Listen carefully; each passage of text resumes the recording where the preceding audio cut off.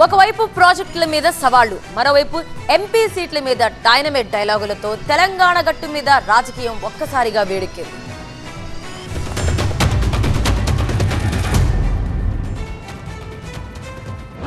ఇది కేసీఆర్ గారి మానస పుత్రిక. ఇవాళ బొందలగడ్డ, కాంగ్రెస్ వాళ్ళు పోతే బొందలగడ్డ అయింది. మరి ఏ బొందలగడ్డ చూడవేంది వీళ్ళంతా? ఏం పీకడానికి పోయినా ఆయన అడిగిందా మమ్మల్ని అందరూ పీకడానికి పోయినా? మేమేం పీకడానికి పోయినా మీరేం పీకడానికి పోతుంది. మా మీద ఎన్ని కేసులైనా పెట్టండి, మమ్మల్ని ఎంతైనా హింసించండి, మమ్మల్ని ఏ రకంగా రాజకీయంగా దూషించినా మేము పడతాం.